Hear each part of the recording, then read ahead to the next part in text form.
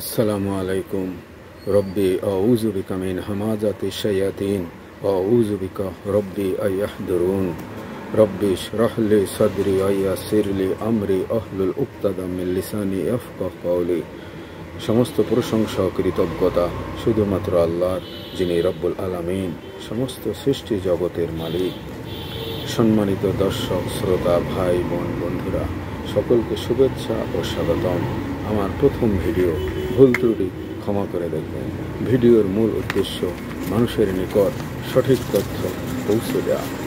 আজকে আমি আলোচনা করব মানব জীবনের সবচেয়ে গুরুত্বপূর্ণ অধ্যায় সৎকর্ম নিয়ে, যা আমাদের সমাজে, মসজিদের মেম্বারে, মাঠে ময়দানের ওয়াজ মাহফিলে একেবারেই আলোচনা হয় না।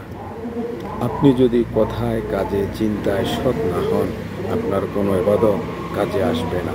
পবিত্র কোরআনের 103 নং সূরা আল আসরে আল্লাহ রাব্বুল আলামিন বলেছেন, সময়ের কসম, সকল মানুষ ক্ষতির ভিতরে আছে, তারা নাই যারা ঈমান আনে, সৎকর্ম করে, মানুষকে সত্যের উপদেশ দেয় এবং বিপদে ধৈর্য ধারণ করে। প্রিয় ভাই বোনেরা, ছোটবেলা পড়েছিলাম, ঈমানদার সেই লোক যে কলেমা মুখে বলে, অন্তরে বিশ্বাস করে এবং কাজে পরিণত করে। মুখে বলা এবং অন্তরে বিশ্বাস করা অত্যন্ত সহজ। আমরা যে ঈমানদার তা আমাদের কাজে কর্মে প্রমাণ হচ্ছে কি?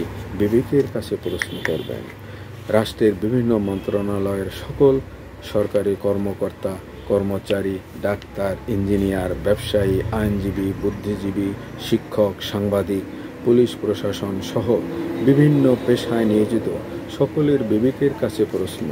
সকাল থেকে সন্ধ্যা পর্যন্ত সত্য কথা, সৎ চিন্তা, সৎকর্ম কতটুকু করি একটু ভেবে দেখবেন। সম্মানিত ভাই বোনেরা, পবিত্র কোরআনে আল্লাহ রাব্বুল আলামিন সৎকর্মের জন্য তাগিদ দিয়েছেন এবং অসংখ্য আয়াত নাজিল করেছেন। তার কিছু অংশ তুলে ধরলাম।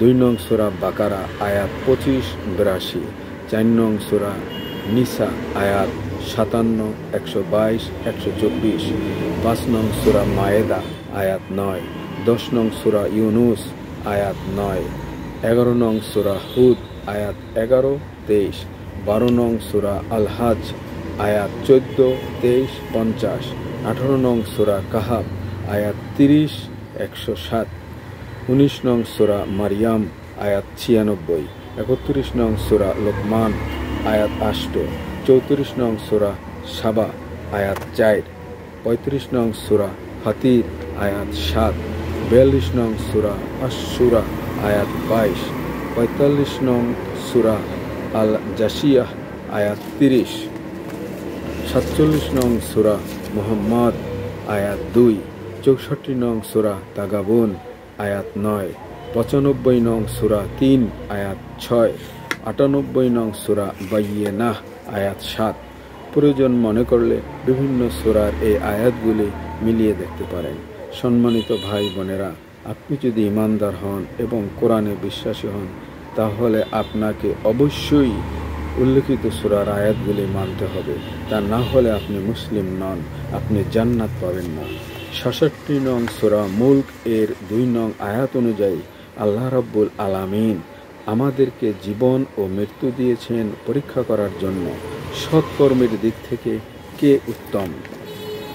সম্মানিত ভাই বোনেরা, জান্নাতে যেতে হলে আপনাকে অবশ্যই খাঁটি ঈমানদার হতে হবে এবং সৎকর্মশীল মানুষ হতে হবে। পরিশেষে আসুন আমরা সবাই সৎ মানুষ হওয়ার জন্য 2 নং সূরা বাকারার 177 নং আয়াত অনুযায়ী জীবন পরিচালনা করি। আমিন।